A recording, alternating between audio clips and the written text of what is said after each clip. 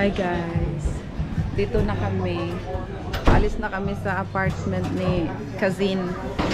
Apartment talaga na social. Sana paalis na kami. Buti na lang may boyfriend siyang nasa Grab. Sana wow. Di wow, diba? Oh, siya yung magsundo sa amin. May extra charge. Ayan. Dito kami guys sa Bagong Barrio. Tama ba? Bagong Barrio. Oo. Yan yung maganda kong fensan. Fensan. Ayan. Oh, diba? Asan ka dyan? Buti pa ang Bagong Barrio na nadatnan ko na. Yung Tagaytay, hindi pa. Wala nang pag-asa. Walang time. Kasi, busy. So, ayan. Papunta na kami doon. Doon sa may banda doon. Ayan na siya. Hindi pa yan siya. Okay. Ganito sa Pilipinas, bahay-bahay yung may video okay. Karaoke. Lalo na Sunday, di ba? Saan? Dere? Antayin namin si Afam. Afam niya. Afam niya, antayin namin. Saglit lang kasi mainit. Diyos ko. Magbili ako ng guys, ng candy. Ayo. Ayo, magkano po ako dumating? Sumao to mamalit sa taog kindi guys, kaya ang atong biyahelo unsaon na lang mo atake nato, layo-layo pa to atong biyahe. Ingon ani nga mga tindahan no ang akong kamingawan kay sa Australia wala gyud mga ing-ani nga sari-sari store sa kilid-kilid, wala gyud. So kung naa kay malimtan sa imong grocery no, tuyuon gyud nimo adto dito sa shop, mauray imong tuyo kung unsa imong nalimtan. So kailangan maghimo gyud kag listahan kung mamalit ka, maadto kag palengke, maadto kag grocery. Maulang gyud na nakalainan sa Australia ug sa Pilipinas in regard sa mga tindahan-tindahan like this. So ayan na si Afam ng pinsan ko, nagantay na. Kailangan na nating sumakay, nakakahiya naman ang sundo natin nagaantay sa atin. Diyos ko Marimar. Ate, pakibilisan po. Charing. Wala. Okay lang yan. Hello, Ray. Thank you, madam.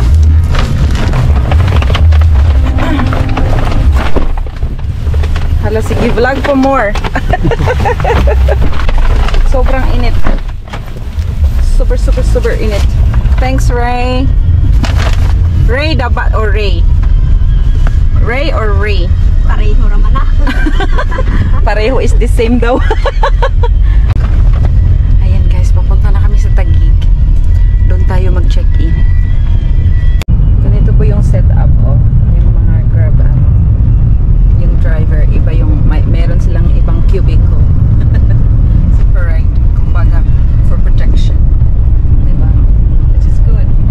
Saka may hangin tayo dito sa likuran. Ang daming pagbabago dito sa Pilipinas. Char! Parang kailan.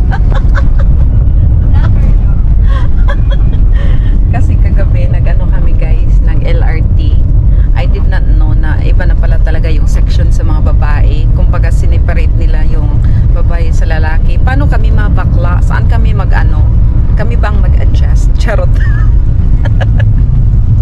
So wala na po tayong makikitang bus dito sa talaga sa normal road. Doon sila sa mga abnormal road. Char lang. Diyan na sila sa gitna guys, no? Yung mga bus, diyan na sila sa gitna.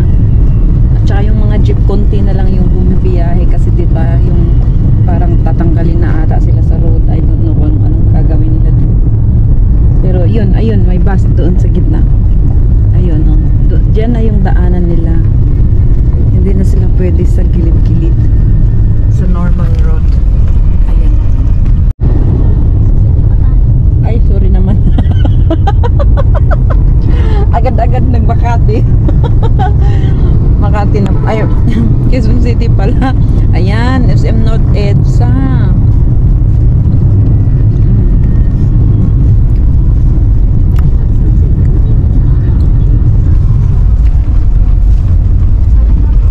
Super init guys.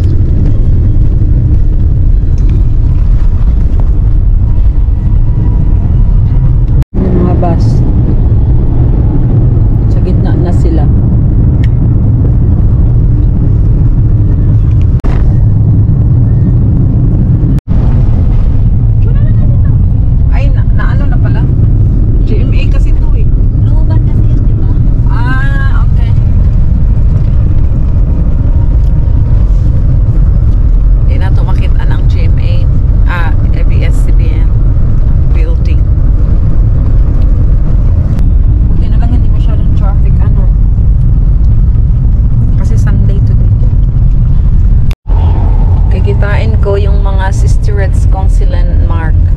Laning Praning. Follow nyo guys ha, Laning Praning.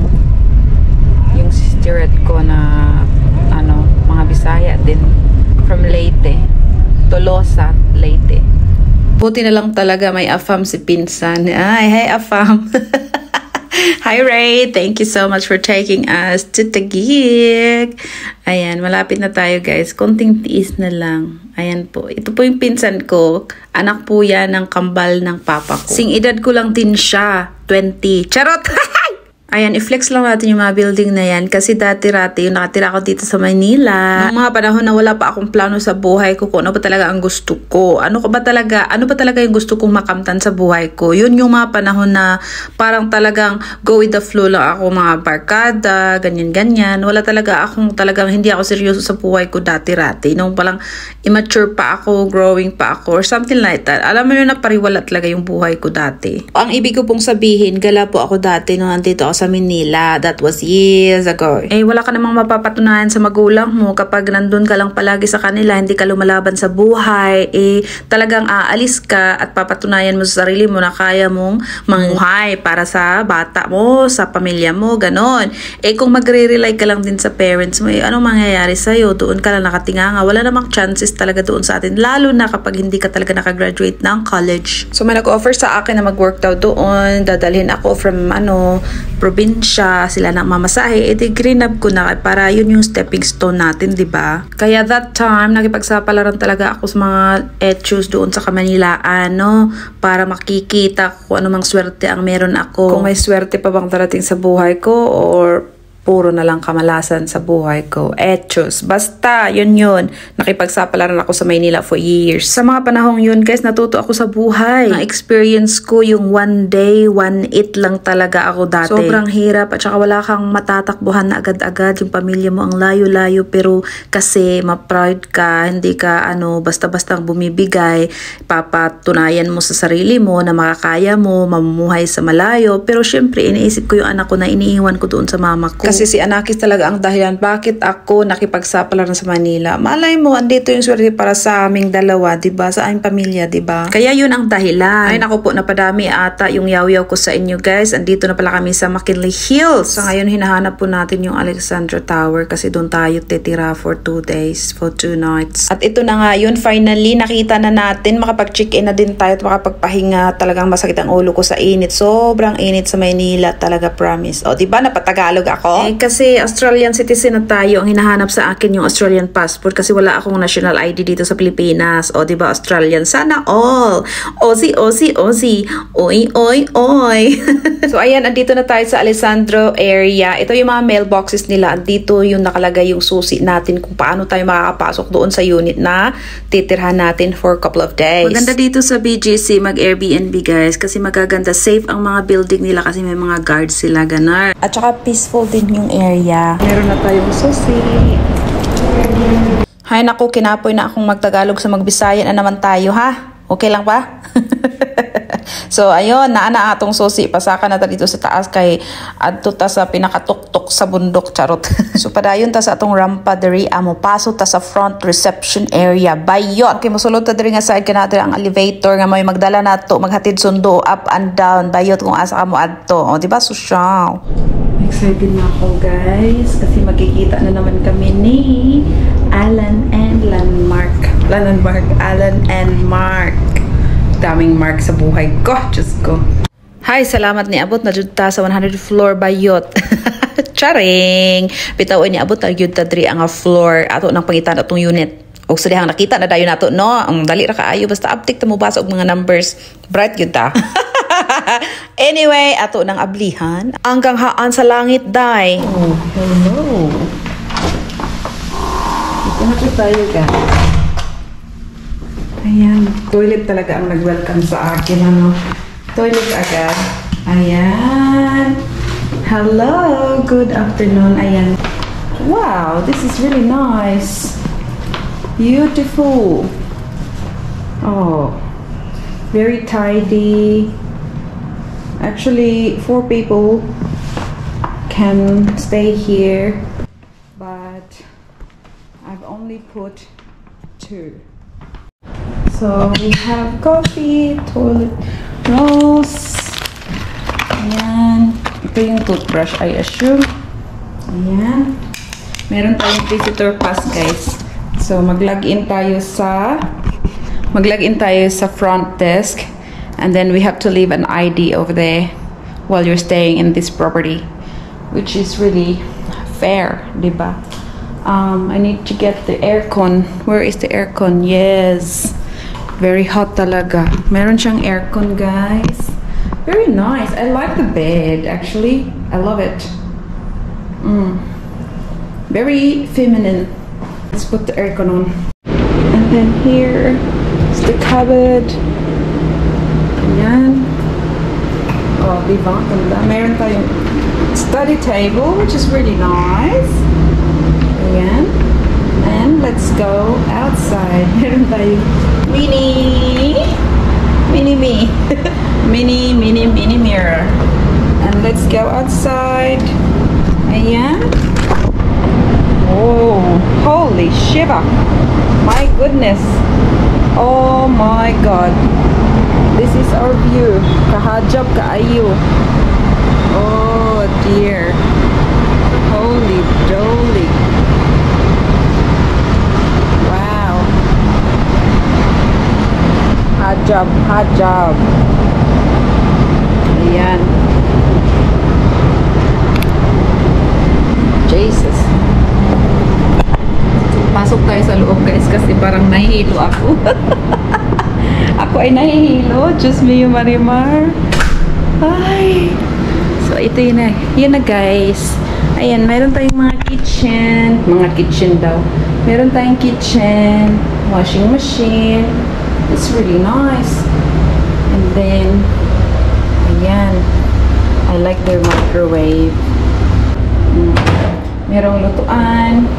Though it's not really, looking new, pero I'm pretty sure it can cook something. May mga cabinet din. Pull to operate. Okay. Okay. That's for the cooking. That's the exhaust. Right. It's not bad. You got the rice cooker. Oh. Diba? Taparan. Meron tayong taparan. And here's our cutleries and plates and stuff, like basic needs. Ayun. So that's not bad. Fridge, let's have a look. Freezer, medyo malamig. And it's empty. So we can buy something. Diba? It's really nice place, guys. And here's our shoes, where we can put our shoes, thongs, which is really a good idea. This one, I love this. I want to get one. Shoes, boots, your footwears, everything. That's really good. The bathroom. Bathroom, got everything. Yeah. Yep. My bidet. Oh. Bidet, shower, nice. I like the tiles, talaga. And then, oh, what's this one? There's a shorts. What's that? I don't know. Who's that one? Ayan. That's it. I'm just waiting for my sisterettes now, guys. So hopefully hindi sila magkawala-wala kasi it's hard. This area is parang yayamanin. Uy, Diyos ko Lord. Walang makakadating ditong jeep or something like that. So hopefully hindi sila mawala. Mag-taxi na lang.